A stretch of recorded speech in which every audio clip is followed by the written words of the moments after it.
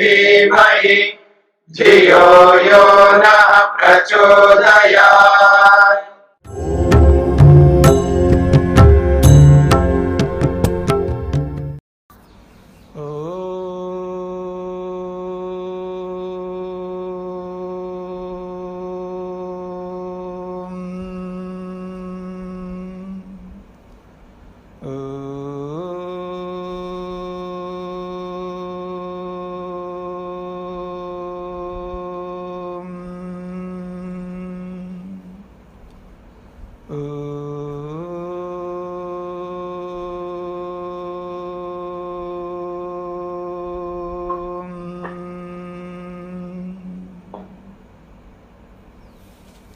हाँ जी, छांदोग्य उपनिषद छठा प्रपाठक और 5वां खंड प्रारंभ हो रहा है। प्रसंग चल रहा है तेज, आप और अन्न यानी पृथ्वी, अग्नि, जल और पृथ्वी, इन 3 तत्वों को लेकर के चर्चा चलाई जा रही है। और इन तीनों तत्वों को मिला करके जो त्रिक बनता है, 3 प्रत्येक वस्तु में 3 तत्व हैं, उस बात को ध्यान में रखते हुए आगे बढ़ा रहे हैं। तो 5वें खंड का पहला श्लोक है, अन्नम अशितम त्रेधा विधीयते तस्य यः स्थविष्ठो धातुः तत्पुरीशम भवति यो मध्यमस्तन्मांसम यो अनिष्ठस्तन्मनः। बड़ी अच्छी बात कही जा रही है। अशितम अन्नम, अशितम का मतलब खाया हुआ, अशितम अन्नम जो खाया हुआ अन्न है वो त्रेधा विधीयते, वो 3 प्रकार से 3 रूपों में वो विभक्त होता है। त्रेधा विधीयते का मतलब है 3 विभागों में बट जाता है। जो भी हम खाते हैं उस अन्न जो है वो 3 विभागों में बट जाता है। तस्य यह स्थविष्ठः धातुः तत्पुरीशम भवति, वो जो 3 विभाग जो बने हैं उनमें से जो स्थूल रूप बनता है, मतलब अन्न जो हम खाते हैं वो स्टमक में, पेट में चला जाता है, उसका पाचन हो जाता है, पाचन होने के बाद वो 3 रूपों में बट जाता है। इसका ये अभिप्राय है। जो भी हम खाते हैं अन्न के रूप में वो सबसे पहले स्टमक में जाता है, पेट में, फिर वहाँ उसका पाचन होता है, डाइजेशन वहाँ पर चल रहा होता है। जब वो डाइजेस्ट हो जाता है उसके बाद में वो 3 रूपों में बट जाता है। यानी पका हुआ जो अन्न है वो 3 विभागों में बट जाता है। और एक विभाग वो है जो स्थूल विभाग। तो कह रहे हैं जो स्थविष्ठः धातु, जो धातु का मतलब है यहाँ विभाग, जो स्थूल विभाग है तत्पुरुषम भवति, वो पुरुष बनता, पुरुष कहते हैं मल, वो मल के रूप में वो परिवर्तित होता है। यह मध्यमः तन्मांसम, और जो उस अन्न का, पका हुआ जो अन्न का जो दूसरा भाग है, मध्यमा, बीच का जो भाग है, वो मांस बन जाता है। यह अनिष्ठः तत्मनः, और जो उस अन्न का जो तीसरा भाग बन रहा है वो बहुत सूक्ष्म भाग है, वो मन बनता है। मन बनता का मतलब है मन को वो शक्ति प्रदान करता है। अन्न का जो सूक्ष्म भाग है आप एनर्जी के रूप में ले सकते हैं, वो जो अन्न का जो सूक्ष्म भाग है वो उससे मन बनता है। मना भवति, अर्थात मन को वो शक्ति प्रदान करता है। इसका ये अभिप्राय है। अब कहते हैं आपः पीताः त्रेधा विधीयन्ते तासां यः स्थविष्ठः धातुः तत् मूत्रं भवति, यः मध्यमः तत् लोहितं, यह अनिष्ठः स प्राणः। सरल शब्दों में स्पष्ट किया जा रहा है। आपः पीताः, जो पिया गया पानी है, पीताः जो पी लिया गया है, आपः पानी को, वो पानी भी त्रेधा विधीयते, वो 3 विभागों में बट जाता है।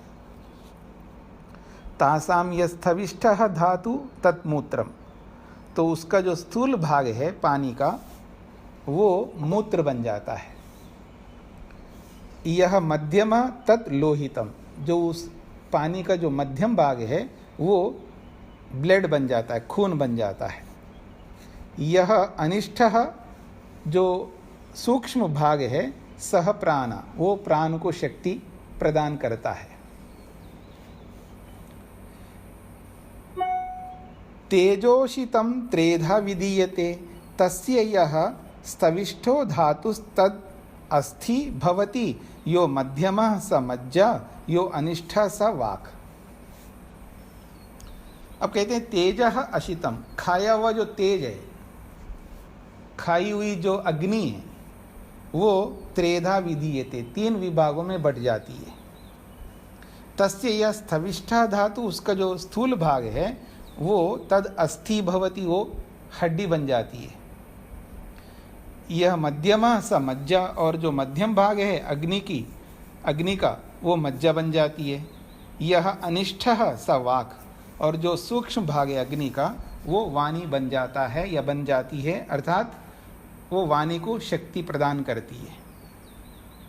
कौन अग्नि को खाता है जी? अजीब बात है। खाई हुई अग्नि जो है 3 विभागों में बट जाती है। पिया हुआ पानी जो है 3 विभागों में बट जाता है। खाया हुआ अन्न 3 विभागों में बट जाता है। ये तो समझ में आ रहा है, खाया हुआ अन्न 3 विभागों में बट जाता है, पिया हुआ पानी भी 3 विभागों में, लेकिन अग्नि को कौन खाएगा? पर बोला यही जा रहा है, तेजो अशितम, अशितम तेजः, खाई हुई जो अग्नि है वो त्रेधा विधीयते। तो ये इसको कहते हैं वाक्य। अब ये वाक्य है, अशितम तेजः त्रेधा विधीयते, ये एक वाक्य। अब इस वाक्य का अर्थ क्या लेना चाहिए? तो वहाँ तीनों आ जाएंगे, अभिधार्थ, लक्षणार्थ और व्यंजनार्थ। अब अभिधा का मतलब है जैसा लिखा वैसा अर्थ निकालना, तो अग्नि को तो कोई खा ही नहीं सकता अगर अभिधार्थ करेंगे, तो यहाँ लक्षणा करो। तो लक्षणा क्या है? तेज युक्त पदार्थ, अग्नि प्रधान पदार्थ, अग्नि प्रधान वस्तुएं, जिन वस्तुओं को हम खाते हैं उसमें अग्नि प्रदान यानी उष्ण प्रदान, गर्म पदार्थ, जिसको आप कहते हैं ना उष्ण है, ये चीज़ बहुत गर्म होती है, ये वस्तु बहुत गर्म है जी, ऐसा बोलते रहते हैं ना लोग। खाने वाली पीने वाली जो भी वस्तुएं होती हैं तो उनको लोग बोलते हैं गर्म होती है, ये इसका तासीर ठंडा है, ऐसे बोलते रहते। तो उष्ण प्रधान पदार्थ हैं, जिसमें तेज प्रधान पदार्थ हैं, उनको लेकर के यहाँ पर अर्थ आपको निकालना है लक्षणा से। तो अशितम तेजः त्रेधा विधीयते, तो उष्ण युक्त पदार्थ जो है जिसमें अग्नि प्रधान, अग्नि जिसमें सर्वाधिक हो, ऐसे जो पदार्थ जब खाए जाते हैं तो उसके 3 विभाग बनते हैं। तो पहला जो स्थूल विभाग है वो उससे हड्डी अस्थि बन जाती है, और जो मध्यम भाग है वो मज्जा बन जाती है, और जो सूक्ष्म भाग है वो वाणी को शक्ति प्रदान करता है, वो भाग। ये इसका ही अभिप्राय लेना चाहिए। अब कह रहे हैं अन्नमयम ही सौम्य मना, आपोमयः प्राणः, तेजोमयी वाग् इति, भूय एव मा भगवान विज्ञापयतु इति तथा सौम्य इति ह उवाच। अब श्वेतकेतु को पिता आरुणि यानी अरुण जो है अपने पुत्र को अंत में बात कही है, अन्नमयम ही सौम्य मनः, ये जो मन है हमारा, ये मन अन्नमय है, अन्न वाला। अन्नमय का मतलब है अन्न वाला, ज्योतिर्मय ज्योति वाला, आनंदमय आनंद वाला।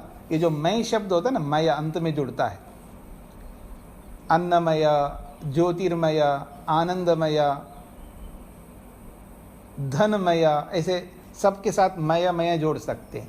इसका अर्थ होगा जैसे आनंदमय का मतलब आनंद वाला, ज्योतिर्मय मतलब ज्योति वाला, ऐसे ही अन्नमय का मतलब अन्न वाला, ऐसा अर्थ निकलेगा। तो कह रहे हैं अन्नमयम ही सौम्य मना, ये सौम्य, ये जो आपका मन है या मेरा या सबका जो मन है, ये पुत्र ये वास्तव में अन्नमय है, यानी अन्न वाला है। इसका क्या मतलब है अन्न वाला का मतलब? अन्न से ही शक्ति प्राप्त होती है मन को। अगर अन्न हम नहीं खाएंगे तो मन काम नहीं करेगा। जब तक हम अन्न देते रहें तो मन काम करता रहेगा। आप देखिएगा, अभी तो हम लोग प्रत्यक्ष देख चुके हैं अभी, लेकिन पहले भी कई बार देख चुके हैं। अनेक उदाहरण हमारे सामने से गुजरे हैं। अभी हमारे गुरुदेव जी का जो 4 फरवरी को हुआ था, उससे पहले जब उनका अन्न कम होता गया है, शरीर सूखता गया है, कुछ ले नहीं रहे हैं, तो बोल नहीं पा रहे हैं, और मृत्यु से 10 दिन पहले तक तो वो बोलते थे, सारे काम करते थे और ध्यान करते थे। जो भी रूटीन के जो उनके नियम हैं उनका बिल्कुल ऐसे जैसे घंटी के मुताबिक वो चलते थे। यानी जैसे बेल बजाते हैं ना हम लोग यहाँ गुरुकुल में, तो जैसे बेल बजाते हैं हम लोग स्कूल में, जैसे बेल बजती रहती है, तो ऐसे उसी तरह उनकी दिनचर्या थी। बस इतने बजे उठना है तो उतने बजे उठना, इतने बजे ध्यान करना है उतने बजे ध्यान करना। तो जैसे जैसे उनका अन्न कम होता गया है ऑपरेशन के बाद में, तो उनकी गतिविधियाँ, उनका बोलना, उनका सोचना धीरे धीरे कम होता गया। हमने देखने का प्रयास किया, वो कम होता गया और अंत में स्थिति होगी उनकी वाणी बंद हो गई। वाणी तो बस मृत्यु से कुछ समय पहले ही उनकी वाणी बंद हो गई थी। 2 दिन या 3 दिन हो सकता है। अन्न खाना ही बंद हो गया। ठीक इसी प्रकार आचार्य सत्यजीत जी के जो पिताजी है, उनकी भी ये स्थिति रही है कि वो खाना पीना बंद हो गया। नली के माध्यम से लिक्विड फॉर्म में ही उनको दिया जा रहा था, उससे वो शक्ति उतनी नहीं मिलती, उतना ज़्यादा नहीं ले पाते, और थोड़ा थोड़ा लेते थे। जितना वो लेते थे उतने ही वो आवाज़ करते थे, थोड़ा बहुत आवाज़। अंतिम स्थिति में भी मृत्यु से पहले भी थोड़ी सी आवाज़ उन्होंने की है, और खाना पीना धीरे धीरे कम होता गया है।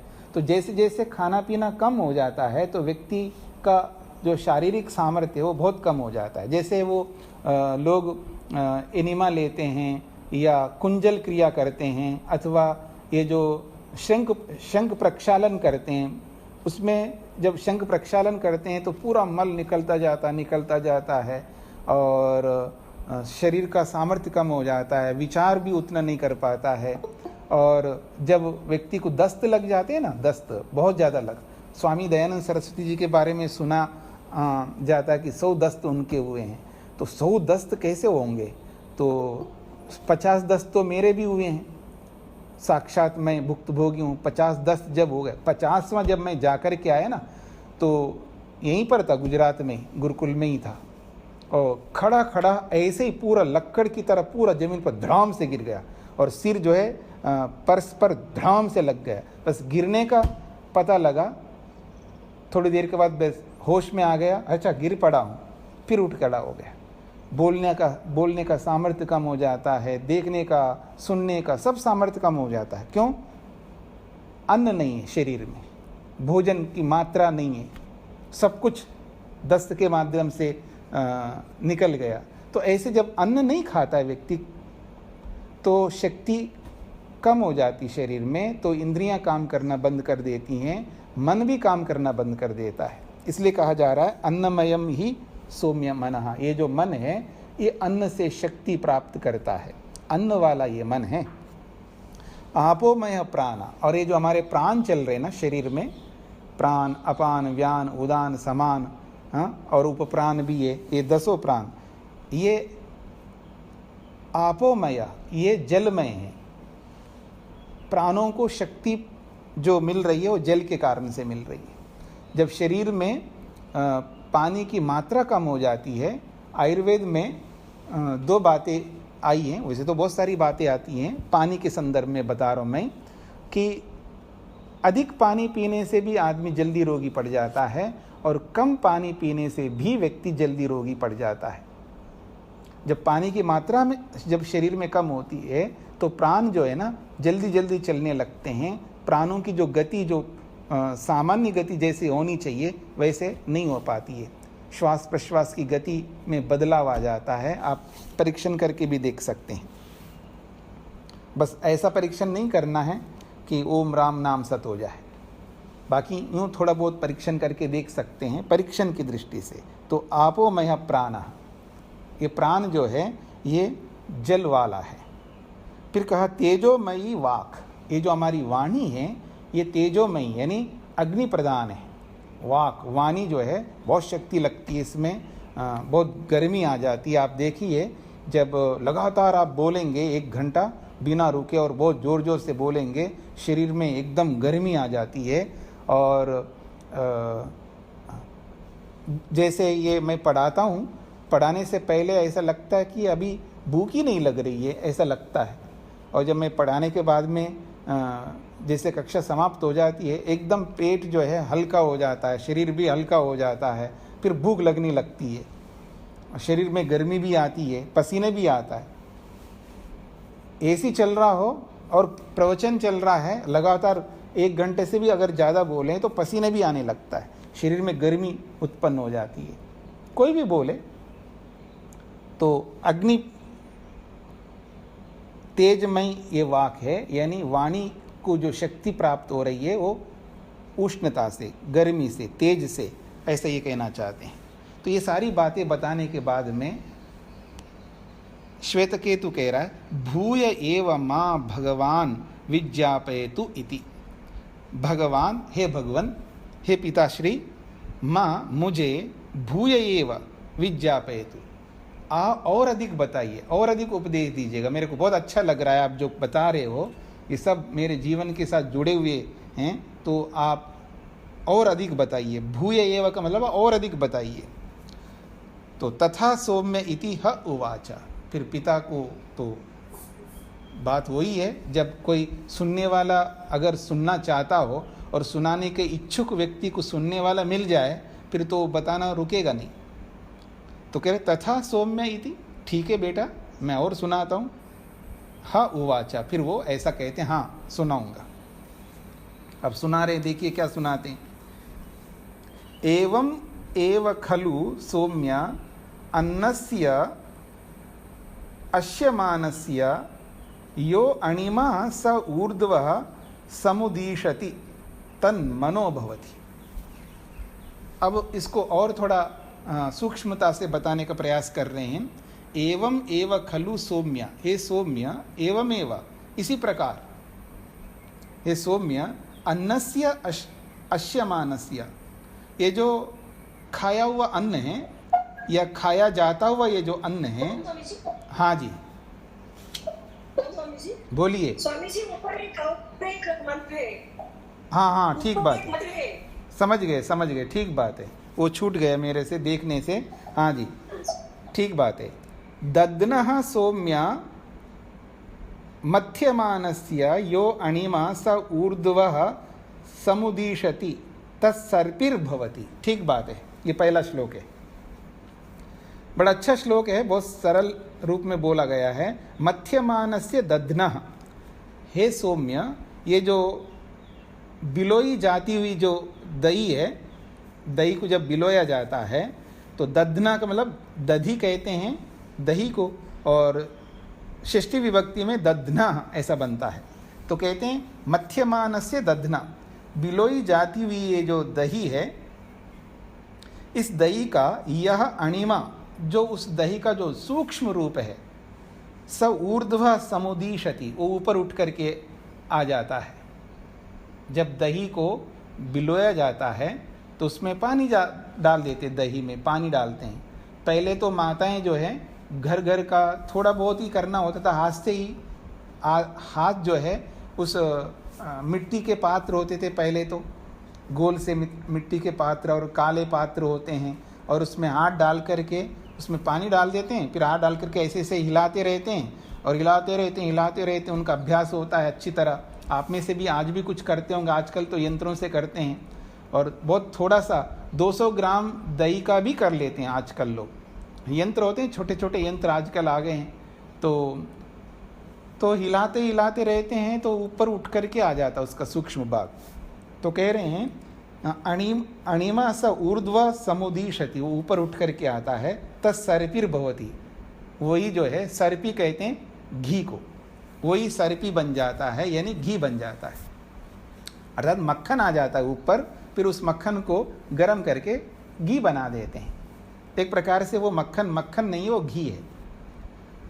जब कार्य और कारण को एक रूप में बोला जाता है, कई जगह जो है कार्य कारण को एक मान करके बोला जाता है, तो यहाँ पर सर्पी जो है घी है, लेकिन घी ऊपर नहीं आता है, आता तो मक्खन है, लेकिन मक्खन से ही घी बनता है, इसलिए कारण से कार्य को ना बोल करके कारण और कार्य को एक मान करके बोल दिया। कहीं कहीं जो है कार्य कारण को एक मान करके बोला जाता है। तो बोला यही गया है कि बिलोई जाती हुई जो दही है उसका जो सूक्ष्म भाग है ऊपर उठ करके आता है, वो घी बन जाता है। एवमेव खलु, इसी प्रकार से, ये तो उदाहरण दे के समझाया है, इसी प्रकार से हमारे शरीर के अंदर भी क्या होता है उसको बताना चाहते हैं, इसलिए दही का उदाहरण दिया। एवमेव खलु, इसी प्रकार से हे सौम्यम अश्यमानस्य अन्नस्य, जो हम खाते हैं उस खाए हुए अन्न का यह अणिमा, जो सूक्ष्म भाग है उस अन्न का, स ऊर्ध्व समुदीशति, वो ऊपर की ओर आता है। जैसे दही को बिलोया जाता है तो उसका सूक्ष्म भाग ऊपर की ओर आ जाता है, तैर करके ऊपर आता है, तो ठीक इसी प्रकार से मानो जैसे दही को बिलोया जाता है तो उसमें जैसे होता है, मानो जैसे दही में होता है, वैसा ही कि जो खाया हुआ जो अन्न है उसका जो सूक्ष्म भाग है वो भी हमारे शरीर के अंदर ऊपर उठ करके आता है। तत् मना भवति, वही मन हो जाता है, अर्थात वो मन को शक्ति प्रदान करता है।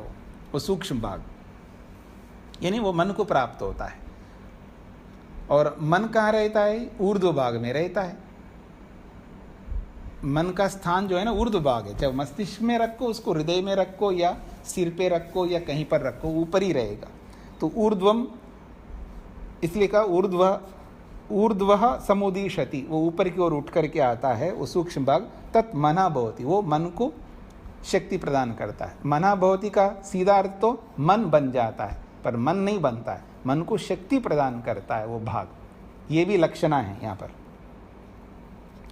अपाम सौम्य पीयमानानाम यो अणिमा स ऊर्ध्व समुदीशति स प्राणो भवति। ठीक उसी प्रकार बोला है यहाँ पर कि पीयमानानाम अपाम, पिया जाता हुआ पानी, क्योंकि अप शब्द जो है बहुवचन में प्रयुक्त होता है, इसलिए बहुवचन में दिया जा रहा है।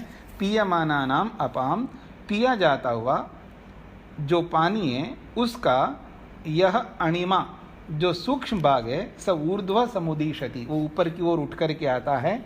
सब प्राणा भवति, वो प्राण को शक्ति प्रदान करता है, पानी का सूक्ष्म भाग। तेजसा सौम्य अश्यमानस्य यह अणिमा स ऊर्ध्व समुदीशति स वाग् भवति। हे सौम्य, ये जो तेजयुक्त जो पदार्थ हैं, उष्ण प्रधान जो पदार्थ है जिनको खाया जाता है, तो उसका जो सूक्ष्म भाग है वो भी ऊपर की ओर उठ करके आता है और वो वाणी को शक्ति प्रदान करता है वो भाग। फिर ये सारी बातें बोल करके उन्हीं बातों को वापस दोहराया जा रहा है। अन्नमयम ही सौम्य मनः आपोमयः प्राणः तेजोमयी वाग् इति भूय एव मा भगवान विज्ञापयतु इति तथा सौम्य इति ह उवाच। फिर ये सारी बातें बोल करके फिर वही बात उन्होंने दोहराई है। इसलिए सौम्य, ये जो हमारा मन है ये अन्न वाला है, और ये जो हमारा प्राण है ये जल वाला है, और ये जो हमारी वाणी है ये अग्नि वाली है। ये सारी बातों को सुन करके फिर वो यही बात दोहराता है पुत्र भी कि हे भगवान, ये गुरुदेव या ये पिताजी, भूय एव मां विज्ञापयतु, और अधिक बताइए मेरे को, और आगे सुनना चाहता हूँ मैं। तथा इति सौम्यः उवाच। फिर पिताजी भी ये कहते हैं, ठीक है बेटा, और बता दूंगा, मेरे को क्या है, सुनना आप चाहते हो तो बताने में मेरे पास तो बहुत है, बताता जाऊंगा। अब वो बता रहे हैं आगे, षोडश कलह सौम्य पुरुषः पंचदशाहनि मा अशीहि कामम अपह पिब आपोमय प्राणो न पिबतो विच्छेत्स्यत इति या विच्छेत्स्यते इति। कहते हैं षोडश कला सौम्य पुरुषा, ये जो शरीर है हमारा, ये 16 कला वाला शरीर है, अथवा ये जो शरीर में जो आत्मा रहता है, जीवात्मा, हम भी 16 कला वाले हैं। पीछे भी आपने प्रश्नोपनिषद में, कठोपनिषद में 16 कला वाले पुरुष को समझने का प्रयास किया है। वही बात कह रहे हैं कि षोडश कला सौम्य पुरुष, ये जो पुरुष है ये 16 कलाओं वाला है। पंचदशा अहनि, पंचदशा अहन के 15 दिन, अहन कहते हैं दिन को, तो कहते हैं पंचदश अहानि, ये 15 दिन तक माँ अशी ही। अब ऐसा है कि किसी को कोई अच्छी बात बताओ ना, आप मेरी ओर देखिएगा, आप तो मेरे को दिखाई नहीं दे रहे सभी। किसी को जब बहुत अच्छी बात बताई जाती है उसको तसल्ली नहीं होती है, मतलब किसी बात को स्वीकार करने के लिए श्रद्धा होनी चाहिए। और जब हमारे जीवन में जब श्रद्धा की कमी होती है ना, उस श्रद्धा की कमी कारण से भी हम जितना हमें आगे बढ़ना चाहिए उतना नहीं बढ़ पाते। आगे ना बढ़ने के पीछे अश्रद्धा एक बहुत बड़ा कारण है। यूँ तो बहुत सारे कारण हैं, लेकिन उन कारणों में अश्रद्धा भी एक बहुत बड़ा कारण है। जब कभी भी गुरु हो या माता हो या पिता हो या जो भी हमसे बड़े होते हैं, अनुभवी होते हैं, जब कुछ बात कहते हैं तो हमारे में श्रद्धा ना होने के कारण से उनका उतना हम लाभ नहीं उठा पाते। अब इसको लग रहा है कि और बताइए पिताजी, और बताए, इसका मतलब है भाई जितनी बात कही दी है उस पर चलो, उस पर अमल करो, उसको अनुभव करो। नहीं, और बताओ, और बताओ, मतलब सुनने की भूख ज़्यादा रहती है, करने की भूख बहुत कम होती है व्यक्ति के अंदर। आप सोचिए, आप देख सकते हैं, हम अपने आप को, हम सब लोग, मेरे सहित आप सबको ले सकते हैं, हम सब लोग जो है और कुछ बताइए जी, और थोड़ा बताइए जी, उसके बारे में हम ज़्यादा सुनने की इच्छुक रहते हैं बजाय करने की इच्छुक नहीं रहते। हमें करने की इच्छुकता होनी चाहिए, इच्छा हमारे अधिक से अधिक करने की, प्रैक्टिकल में ज़्यादा विश्वास रखना है हमको। हमारा विश्वास सुनने में ज़्यादा रहता है, प्रैक्टिकल में कम रहता है। तो पिताजी को लग रहा है कि ये इतना बता दिया है, बहुत कुछ उपदेश दिया है इसको, फिर और बताइए और बताए, अब इसको ऐसा काम नहीं चलेगा। अब उसको थोड़ा दिखाना चाहते हैं पिताजी। तो क्या दिखा रहे हैं जी, देखिएगा। देखो बेटा, ये जो हमारा जो शरीर है ये 16 कलाओं वाला शरीर है। एक काम करते हैं, पंचदश अहानि माँ अशी, तू एक काम कर बेटा, तू 15 दिन तक मत खाना, तू 15 दिन तक खाना बंद कर दे। पंचदश अहानि माँ अशी, माँ का मतलब नहीं, अशी का मतलब खाना नहीं, माँ अशी नहीं खाना। कितने दिन? पंचदश अहानि, 15 दिन तक। आप में से कोई अपने बेटे को कह सकते हैं कि आप में से कोई ऐसे हैं, कोई इतना साहस या इतना क्या कहना चाहिए, इतना विवेक, इतना वैराग्य? ये बिना विवेक के, बिना वैराग्य के, बिना विद्या के, याद रखना, विद्या और अविद्या दोनों में बहुत अंतर होता है, जमीन आसमान का अंतर होता है विद्या और अविद्या में। एक समय नहीं खाता ना बेटा या बेटी या पति या पत्नी, जो कोई भी हमारे जो निकट के निकट, हम पता नहीं परेशान हो जाते हैं हम लोग। एक समय नहीं खाएं और पूरा दिन भर नहीं खाएं तो फिर और ज़्यादा परेशान हो जाएंगे। किसी बुखार के कारण से, फीवर के कारण से, और किसी कारण से 2-3 दिन भी नहीं खाए ना, तो बस हम तो सिर पर उठा लेते हैं। ऊपर से टेंशन अलग है, परेशानी अलग है, और वो ये मतलब अपना आपा खो देते हैं हम लोग। और स्वयं पिता कह रहे हैं बेटा एक काम कर, तो 15 दिन तक मत खाना। हाँ, देखते हैं आप में से इन बातों को सुनकर कितने भी अपने निकट के लोगों को बताएंगे या बंद करवाते हैं, देखते हैं। तो बेटा तुम 15 दिन मत खाना। तो कह रहे हैं कामम अपह पीबह आपोमय प्राण। देख बेटा, इसमें चिंता बिल्कुल मत करना।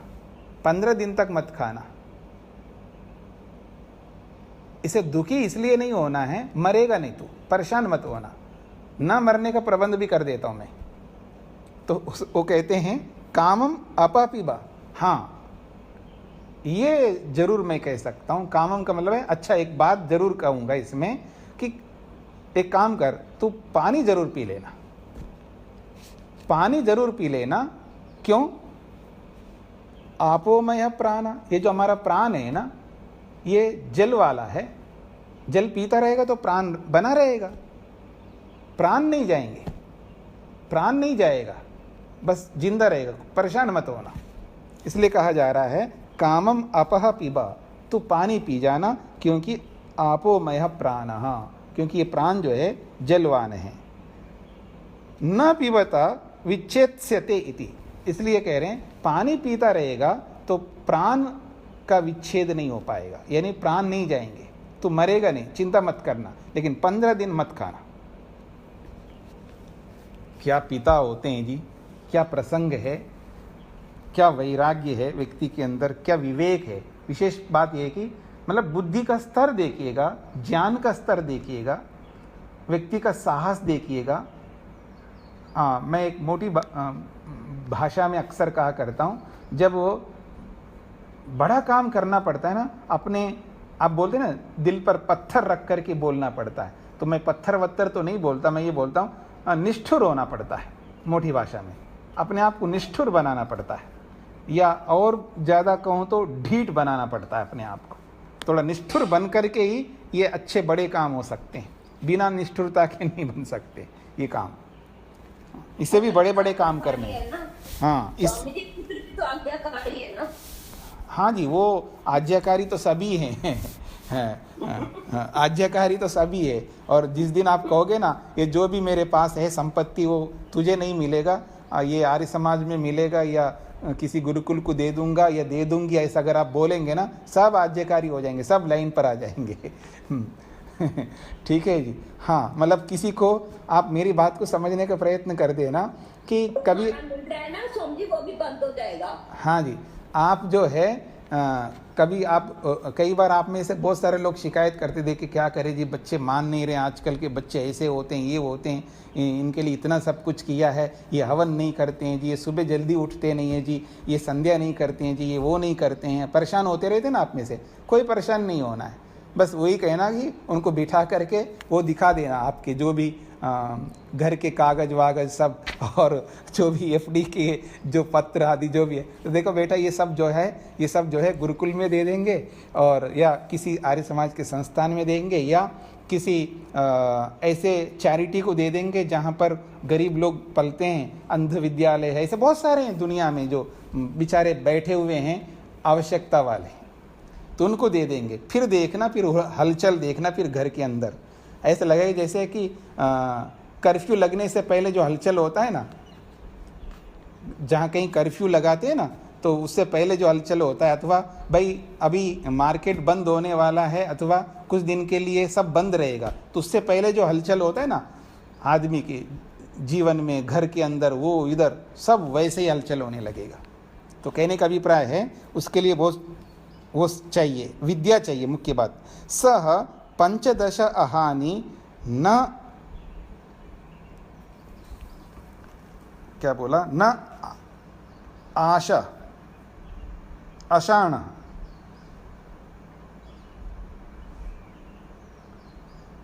नहीं, सह 15 अहानि न आशा, आशा अथः एनम उपससाद किम ब्रवीमि भो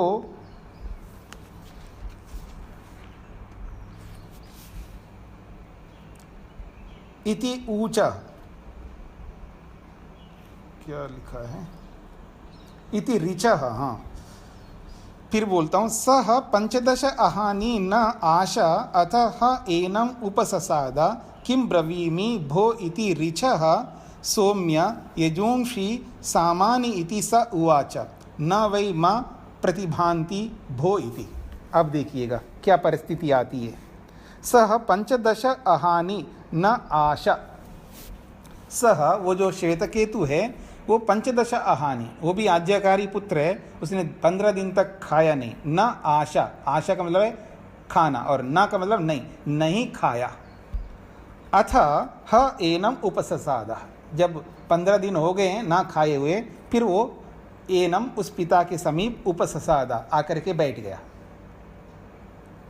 किम ब्रवीमि भो इति ऋचः सौम्या, किम ब्रवीमि, अब पिताजी अब बताइए, अब मैं क्या करूं, अब बताइए, किम ब्रवीमि, क्या बोलूं जी पिताजी, अब बताइए, ऐसा पुत्र पिता से कहते हैं। तो भो इति ऋचः सौम्या, ठीक है, ऋचा ऋग्वेद के मंत्र सुनाओ, ऋचः ऋग्वेद के मंत्रों को सुनाओ, यजुंशी यजुर्वेद के मंत्र सुना दो, सामानीति सामवेद के मंत्र सुना दो। सह उवाचा, पिता ऐसा बोलते हैं, पुत्र बोलता है क्या करूं पिताजी आप बताइए, मैं 15, आपने कहा 15 दिन तक नहीं खाना, मैंने नहीं खाया, अब आपके सामने बैठा हूं ना खा करके, अब बताइए आप क्या करूं। तो कहते हैं एक काम करो, ऋग्वेद के मंत्र, यजुर्वेद के मंत्र, सोमवेद सामवेद के मंत्र सुनाओ। न वै माँ प्रतिभाति भो इति, वही निश्चित रूप से माँ मुझको न प्रतिभाति, कुछ सूझ नहीं रहा है जी, क्या बोलूं मैं, कुछ सूझ नहीं रहा है, याद ही नहीं आ रहा है, न ऋग्वेद याद आ रहा है, न सामवेद याद आ रहा है, न यजुर्वेद याद आ रहा है। न वै माँ प्रतिभाति, माँ मुझको न प्रतिभाति, निश्चित रूप से, वही का मतलब निश्चित रूप से, न प्रतिभाति, कुछ प्रतीति नहीं हो रही है, क्या बोलूं कुछ समझ में नहीं आ रहा है। कई बार व्यक्ति हतप्रभ होता है ना, जैसे अचानक कुछ ऐसा इंसिडेंस हो जाए, कोई भय हो जाए तो हतप्रभ हो जाता है, वो कुछ बोल नहीं पाता है, वो तो कुछ समय के लिए होता है, यहाँ तो लंबे समय के लिए हो रहा है। पिताजी मेरे कुछ प्रतीति नहीं हो रही है, मैं क्या बोलूं कुछ समझ में नहीं आ रहा है, कुछ दिमाग में कुछ आ ही नहीं रहा है, कुछ बोल ही नहीं पा रहा हूं मैं। भो, हे पिताजी, भो का मतलब है संबोधन, भो हे पिताजी, वही निश्चित रूप से माँ मुझे या मुझको न प्रतिभाति, मेरे कुछ भी प्रतीति नहीं हो रही, कुछ भी समझ में नहीं आ रहा है, न ऋग्वेद सामने आ रहा है, न यजुर्वेद न सामवेद, कुछ भी याद नहीं आ रहा है, इसका यह अभिप्राय है, वो ऐसा कहता है।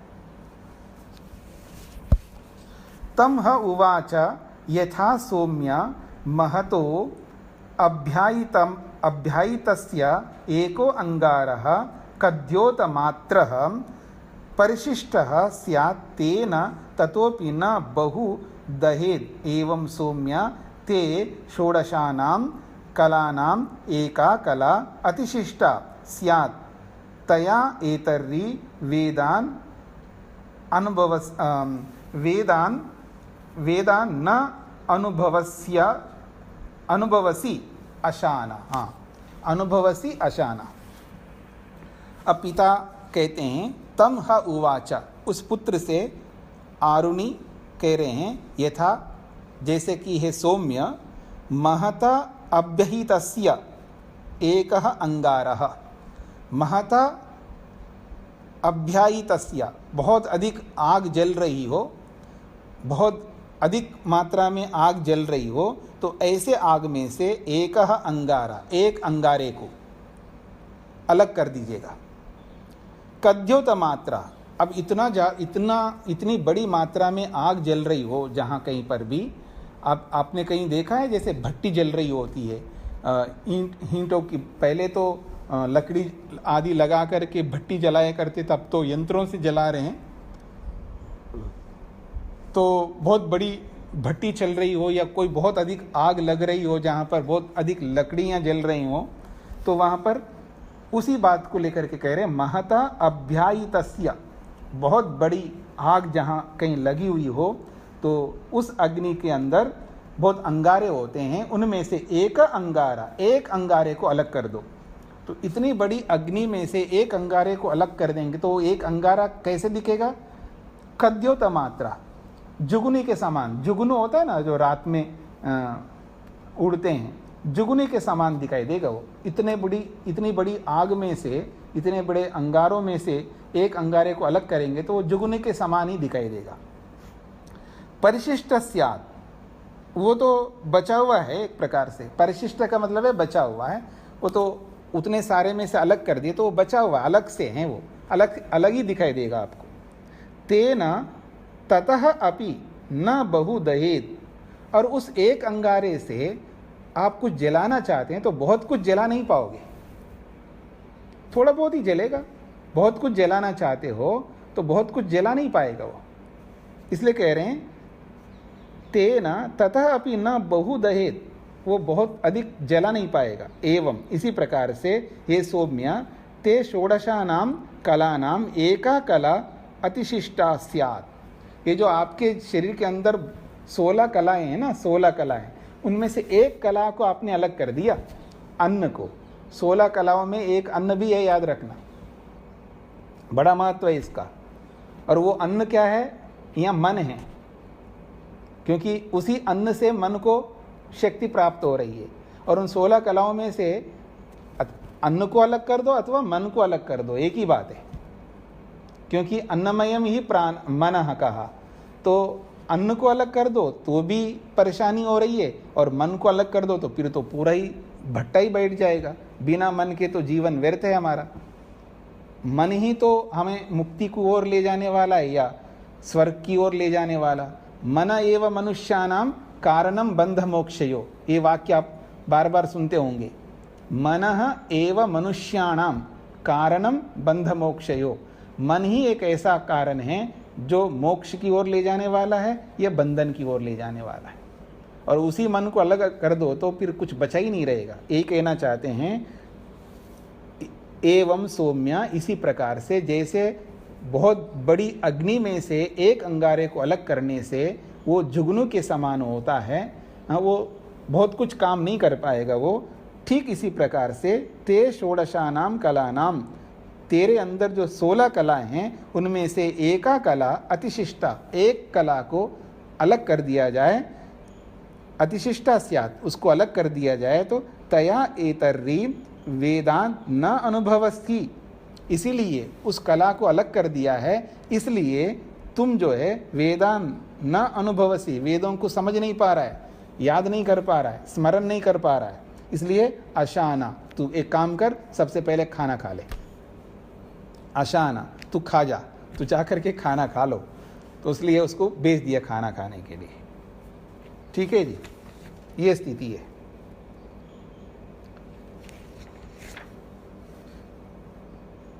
अथ ये विज्ञास्यसि इति सह, क्या बात है, अथ मे विज्ञास्यसि इति सह आशा अथ ह एनम उपससाद तम ह यत्किंच पप्रच्छ सर्वं ह प्रतिपेदे। बहुत अच्छी बात कही जा रही है। अथ मे विज्ञास्यसि इति, और अब मैं विज्ञास्यसि, अब आप मेरी बातों को समझ पाओगे या जान पाओगे। इति सह उवा, इति इस प्रकार से, सह आशा, वो जो पुत्र है वो श्वेतकेतु, आशा, आशा का मतलब खाना खा लिया। अथ मे विज्ञास्यसि इति सह आशा, अथ का मतलब उसके बाद में तू मेरी बात को समझ पाएगा, इसलिए तू जा खाना खाने के लिए जाओ, ऐसा बोला था। तो स ह आशा, वह स का मतलब वह, ह निश्चित रूप से, आशा खाना खा लिया। अब खाना खाने के बाद अथ का मतलब खाना खाने के बाद में ह एनम उपससाद, फिर पिता के सामने आकर के बैठ गया। तम ह यत्किंच पप्रच्छ, अब उस बेटे से जो कुछ भी उन्होंने पूछा पिता ने, सर्वम ह प्रतिपेदे, उसने सब कुछ सुना दिया।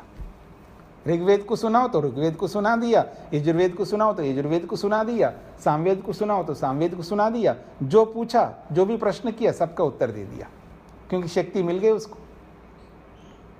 तो कहने का अभिप्राय यह है, 16 कलाओं में से एक भी कला कम हो जाए, एक भी कला को आप नज़रअंदाज करो या एक भी कला को आप ध्यान ना दो। हम लोग क्या करते हैं कि किसी के प्रति हमारा इतना ज़्यादा मेहनत पुरुषार्थ नहीं होता। हम किसी किसी पर तो बहुत ज़्यादा मेहनत करते हैं, किसी में बिल्कुल मेहनत ही नहीं करते, उसको नज़रअंदाज सा कर देते हैं हम लोग। तो इस पूरे का सार ये है कि 16 कलाओं में से किसी भी कला पर हम नज़रअंदाज नहीं कर सकते, उसको निकाल कर के अलग नहीं कर सकते हैं, सबको साथ में लेकर के ही चलना पड़ेगा। मुक्ति के लिए जो जो साधन बनता हो उन सारे साधनों को अपना करके समान रूप से आगे बढ़ना पड़ेगा, ये इसका अभिप्राय है। तम ह उवाच यथा सौम्य महतो अभ्याहितस्य एकम अंगारम कद्योतमात्रम परिशिष्टम तम त्रिणै उपसमाधाय प्राज्वालयेत् तेन ततोपि बहु दहेत। अब सिक्के के एक पहलू को बताया था पहले, जब नहीं खाया उसने तब एक जुगनू के समान दिखाई दे रहा था, वो बहुत ज़्यादा जला नहीं सकता, लेकिन अब खा कर के आया तो सब कुछ सुनाया है, अब शक्ति प्राप्त हो गई, अब वो जुगनू के समान नहीं होगा, एक भी अंग सशक्त हो जाएगा ना, वो एक ही अंग बहुत कुछ कर सकता है। इस बात को सिक्के के दूसरे पहलू को समझा रहे हैं। तम ह उवाचा, उस पुत्र से पिता कहते हैं, यथा सौम्य सौम्यम महतः अभ्याहितस्य एकम अंगारम, बहुत बड़ी आग जल रही हो, उसमें से एक भी अंगार को कद्योत मात्रम, भले उसको जुगनी के समान दिखाई दे रहा हो, लेकिन उसको परिशिष्टम, उसको अलग करके तम त्रिणै उपसमाधाया, उनको तिनके के पास में घास, तृण का मतलब है घास, त्रिणै उपसमाधाया, अगर घास के ढेर में डाल दो, प्रज्वालयेत, एकदम जला डालेगा वो, तेना ततोपि बहु दहेत, उससे भी अधिक जलाएगा। एक चिंगारी बहुत महत्वपूर्ण होता है, इसलिए आप पेट्रोल पंप के पास जाते हो ना कई बार, तो या जो बड़े सिटियों में आजकल जो है गैस सिलेंडर भरते ना अपनी गाड़ियों में, CNG होती है, यहाँ पर दिल्ली आदि बड़े बड़े शहरों में CNG गैस भरते हैं गाड़ियों में, और वहाँ पैसेंजर को उतारते, जब भरते हैं ना गैस को भरते हैं तो पैसेंजर को भी उतरवाते हैं, और आसपास में कोई बीड़ी सिगरेट कोई जला ही नहीं सकता। वैसे पेट्रोल पंप डीजल पेट्रोल जहाँ भी बिकता है वहाँ पर भी आसपास में उसको नहीं रखते, और एक भी चिंगारी पड़ जाए तो क्या होगा आप सबको पता है, वही एक चिंगारी जो है आदमी को जला दे देगा, पूरा जीवन को तहस नहस कर देगा। तो सिक्के का एक पहलू ये भी है और सिक्के का वो पहलू भी है। तो ये कहना चाह रहे हैं, अगर वो भले ही वो एक अंगारे के समान दिखता है, कद्योत के समान दिखता है, जुगनू के समान, लेकिन उसको तिनके में घास के ढेर में डाल दिया जाए तो प्रज्वालयेत, वो पूरा का पूरा जला देगा। तेना, इसी प्रकार से ततः अपि बहुदयेत, इतना ही नहीं उससे और अधिक जला सकते हो। पूंछ में सुनते हैं ना हम लोग, हनुमान के पूंछ में जला दिया था, एक पूंछ जो है ना पूरे का पूरे महल को जला दिया उसने। जो भी उसका क्या अभिप्राय है वो एक अलग बात है। कहने का अभिप्राय है कि व्यक्ति एक ही चीज को ठीक ढंग से इस्तेमाल करके किसी को जीवन भी दे सकता है, उसी चीज को गलत ढंग से इस्तेमाल करके किसी के जीवन को ले भी सकता है। मतलब चाकू डॉक्टर के हाथ में रख दो तो ऑपरेशन करके उसको ठीक करेगा, चोर के हाथ में रखो वो तो पेट काट करके जीवन को समाप्त कर देगा। चीज वही है।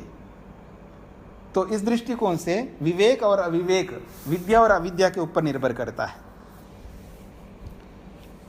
इस खंड का अंतिम श्लोक है, एवं सौम्या ते षोडशानां कलानां एका कला अतिशिष्टा अभूत सा न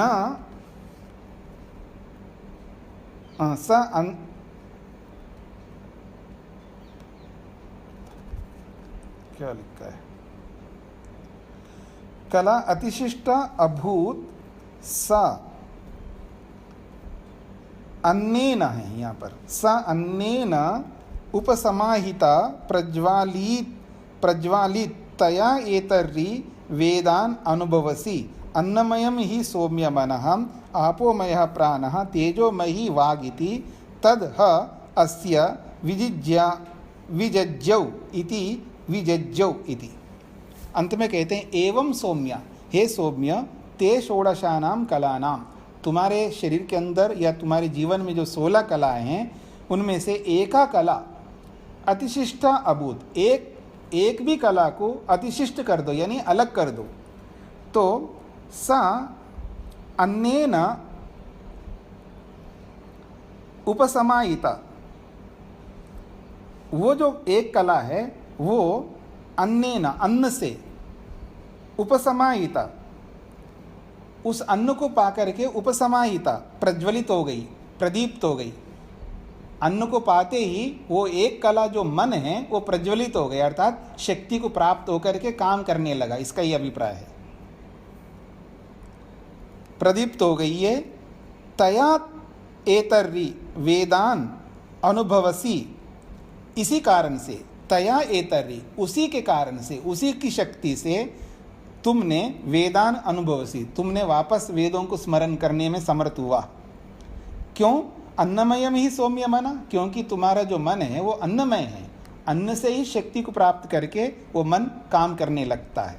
और अपोमय प्राण, और ये जो प्राण हैं वो जलमय हैं, जल से सामर्थ्य को, शक्ति को प्राप्त करने वाला प्राण है। और तेजोमयी वाक, और ये जो हमारी वाणी है ये अग्नि से शक्ति को प्राप्त करती है। तद ह अस्य विजज्जौ इति। तो कहते हैं ये सारी बातों को सुन करके अस्य, उस पिता के, अस्य पितु, उस पिता के वो पुत्र विजज्जौ, श्वेतकेतु ने जान लिया, विजज्जौ जान लिया। खंड की समाप्ति के कारण से 2 बार विजज्जौ लिखा है। तो अस्य ह, निश्चित रूप से इस पिता के इस उपदेश को विजज्जौ, पुत्र ने समझ लिया, सुन लिया है, या उसने क्रियात्मक रूप से अनुभव कर लिया है, ये बात यहाँ पर कही है। तो मुख्य बात ये रही है यहाँ पर कि जब निष्ठा नहीं होती है, श्रद्धा नहीं होती है, तो ऐसे व्यक्ति को फिर क्रियात्मक रूप से ही करवाना पड़ता है। तो जैसे कुछ जैसा उत्तर देना पड़ता है ना, कई बार हम लोगों को सबको देना पड़ता है, तो वैसे ही चाहे वो पुत्र हो या विद्यार्थी हो, चाहे वो पति हो या पत्नी हो या भाई हो या बहन हो, चाहे कोई भी हो, जब समझ में नहीं आता है बार बार बताने पर भी, तो फिर उनको क्रियात्मक रूप से ही उनको करवाना पड़ता है और करवाना चाहिए। यही उन्नति का मार्ग है। वहाँ पर ये नहीं देखना है कि पता नहीं क्या समझेंगे, क्या सोचेंगे मेरे बारे में, इस अविद्या से ऊपर उठ जाना चाहिए व्यक्ति को। हाँ जी, तो किसी कुछ पूछना हो तो पूछ सकते हैं, वैसे समय समाप्ति की ओर है आपका। प्रणाम आचार्य जी। जी जी स्वामी जी। जी स्वामी जी प्रणाम। अब स्वामी जी, ऐसा अपना छांदोग्य उपनिषद में ऐसा लगता है कि ऋषि ने ना इसको स्ट्रेच किया, मतलब बहुत चैप्टरों के अंदर, जैसे एक एक एलिमेंट को लेके, जैसे अभी है कि जल से प्राण, और मतलब एक एक मंत्र उसका श्लोक देके ऐसा किया उन्होंने, मंत्र देके ऐसा किया। मतलब इसी संदर्भ में नहीं, पिछले भी कई चैप्टरों में ऐसा मुझे ही लगता है कि आपको भी ऐसा लगता है। मुझे इसमें लगा कि मतलब इतना गूढ़ा मैसेज तो नहीं है, लेकिन उस चीज को मतलब बहुत ज्यादा बढ़ा दिया, हम कहते हैं रिडंडेंट टाइप से। जी जी जी, विस्तार किया, उसको खींचा, जिसको बोलते हैं ना आप, बहुत खींचातानी करके बहुत खींच दिया है। जी बिल्कुल बिल्कुल, इसलिए है कि मनुष्य एक ऐसा प्राणी है जो उसको ठोकर खा करके उसको सब तब जा कर के समझ में आता है। तो वो बार बार उन्हीं बातों को अलग अलग एंगल से, अलग अलग तरीके से, अलग अलग उपाय से वो बता करके हमारे अंदर संस्कारों को बो रहे हैं, ऐसे समझ सकते हैं आप। जी ठीक बात, आपने ठीक पकड़ी ये बात को कि इसको ऐसा खींच दिया जैसे सुनार जो है सोने को वो जब तार बनाता है ना, उसको पहले तो हाथों से ही बनाते थे, तो बिल्कुल खींच खींच करके उसको यंत्रों को छोटे छोटे जो औजार है उससे पकड़ करके खींचवाते थे। तो ऐसे ही उसको कितना ही खींचता जाता है व्यक्ति को, जैसे इलास्टिक होता है ना, उसको खींचते जाइएगा, है तो थोड़ी सी है लेकिन उसको खींच करके लंबा कर दिया। तो वैसे ही यहाँ पर आपको प्रतीति होगी, उन्हीं बातों को अलग अलग ढंग से स्पष्ट किया जा रहा है कि किसी भी रीति से हमारे दिमाग में बात बैठ जाए। और हम लोग बोलता हूँ चिकने घड़े हैं, हम लोग चिकने घड़े, मतलब हम पर घड़े के ऊपर कितना ही पानी डालो वो टिकता नहीं है, घड़ा जो है चिकना है हमारा। तो इस दृष्टिकोण से पर ये जरूर है, भले ही हमको लगता है तो वही बातें हैं, लेकिन इसके संस्कार जरूर हमारे मन के अंदर पड़ रहे हैं और ये बहुत जरूरी है। भले ही हम ऊब जाए इससे, भले ही हमको लगे कि हाँ ठीक है जी ये तो वही बातें, लेकिन वही बातें सुन करके दिमाग धीरे धीरे वैसे बन जाता है। वो जो कहानियों में, किस्सों में जो आप सुनते हैं ना, ले जा रहा तो बकरी को, लेकिन उसने कहा आप कहाँ गाय के बछड़े को ले जा रहे हो। फिर 4-5 चोर लोग जो है बीच में इकट्ठे हो गए, ठगी लोग। तो कोई ले जा रहा था बकरी को उठा करके, अरे आप क्या सिर पे क्या उठा के ले जा रहे हो, मतलब कंधों पे क्या ले जा रहे हो? नहीं मैं बकरी को ले जा रहा। नहीं ये तो बकरी नहीं, ये तो बछड़ा है। फिर कुछ दूर के बाद में दूसरे ने बोला है, अरे ये क्या ले जा रहे हो आप, बछड़े को क्यों ले जा रहे हो उठा करके, इसको तो नीचे उतारो ये अपने आप चलेगा। बहुत समझदार होता है बछड़ा तो। फिर ऐसे 2-3-4 लोगों ने ऐसी बात बोलते गए तो उसको भी लगा कि मैं बछड़ा ले जा रहा हूँ या बकरी ले जा रहा हूँ, वो नीचे उतार दिया। बाकी ठगी लोगों तो उसको तो देखना ही था, उठा के लेके गए।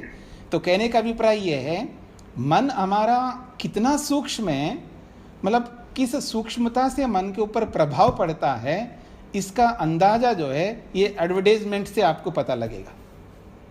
ये जो एडवर्टाइजमेंट आते ना, विज्ञापन का मतलब विज्ञापन दुनिया में सबसे ज़्यादा खर्च जिसमें किया जाता है वो विज्ञापनों पर किया जाता है। पूरे विश्व के अंदर जितना खर्चा इन विज्ञापनों के लिए होता है, इतना खर्चा किसी भी चीज़ के लिए नहीं होती है। आप देख लीजिए, पूरे विश्व को ध्यान में रख करके देखेंगे तो आपको समझ में आ जाएगा। क्यों इसलिए होता है, क्योंकि उस विज्ञापन का जो प्रभाव हम पर जितना पड़ता है ना, उतना और किसी का नहीं पड़ता है। तो इसलिए ऋषि लोगों ने बहुत सोच समझ करके, अब योग दर्शन अलग है, सांख्य दर्शन अलग है, ऐसे अलग अलग दर्शन है, ऐसे बहुत सारे वैदिक साहित्य देखेंगे, सबका एक ही मोटिव है, मुक्ति को प्राप्त करना। सभी लोग वो एक ही बात कह रहे हैं, लेकिन अपने अपने ढंग से कह रहे हैं। न्याय दर्शनकार 16 पदार्थ रख करके मुक्ति की बात करते हैं, वैशेषिककार जो है 6 पदार्थ सामने रख करके मुक्ति की बात करते हैं, ठीक है। ऐसे ही योग दर्शनकार जो है, मतलब अलग अलग लोगों ने अलग अलग ढंग से अपनी अपनी बात को रखते हैं, लेकिन बात वही है सबकी, पहुंचना वहीं पर है। बोलते हैं ना, रास्ते अलग अलग है पर मंजिल एक है जी। ऐसा नहीं है, रास्ता भी एक है यहाँ हमारा, मंजिल भी एक है। रास्ते अलग अलग नहीं है, मंजिल भी एक है, रास्ता भी एक है, पर उस एक रास्ता को पकड़ने के लिए उपाय अलग अलग है, ये कह सकते हैं आप। क्योंकि नान्या पंथा विद्यते अयनाया, अयन को प्राप्त करने के लिए, अयन का अर्थ होता है मुक्ति। याद रखना, ये जो अयन होता है ना, ये बहुत सोच समझ कर किसका नाम रखा है। जहाँ से प्रारंभ होता है वहीं आकर के समाप्त होता है। जैसे अयन जो है, सूर्य दक्षिणायन उत्तरायण जो होता है ना, सूर्य जहाँ से आगे बढ़ता जाता है उत्तर की ओर, फिर वापस वहीं आता है, फिर दक्षिण की ओर बढ़ता है, फिर वापस वहीं आता है, इसको अयन कहते हैं। ऐसे जैसे रामायण है ना, रामायण में अयन जुड़ा है अंत में, उसका मतलब ये है कि अयोध्या से निकला है राम, फिर वापस अयोध्या पे आता है। तो इसलिए वेद मंत्र भी कहता है, न अन्यः पंथा विद्यते अयनाय, इस अयन के लिए, क्योंकि हम मुक्ति से लौट के आए, वापस मुक्ति में जाना है हमको, मुक्ति से आए मुक्ति में वापस जाना। जितने बार जाएंगे उतने बार लौट के आएंगे, जितने बार लौट के आएंगे उतने बार जाएंगे। तो इसलिए मुक्ति, संसार में कम समय रहना है हमको, मुक्ति में ज्यादा समय रहना है। हमारा वास्तव में निवास स्थान मुक्ति है, याद रखिए। हमारा जो निवास स्थान है, एक्चुअल हमारा जो एड्रेस है वो मुक्ति है, मुक्ति। संसार में तो आ जाइए जल्दी से जल्दी मेहनत करके और मुक्ति में वापस जाना है। जितने जल्दी मेहनत करेंगे उतने जल्दी मुक्ति में जाएंगे। तो मुक्ति का समय ज्यादा है, संसार का समय कम है। ये हमारी मूर्खता रहेगी, हम संसार में ज्यादा रहना चाहते हैं वो अलग बात है, लेकिन मुक्ति में ज्यादा समय रहने वाले हम लोग, इसलिए हमारा जो एक्चुअल वास्तविक जो एड्रेस है वो मुक्ति है। तो वहीं से हम आए, वहीं जाना है वापस लौट करके, इसलिए वो उसका नाम है अयन। इसलिए वेद कहता है इस अयन को पाने के लिए एक ही रास्ता है, न अन्यः पंथा, एक ही रास्ता है।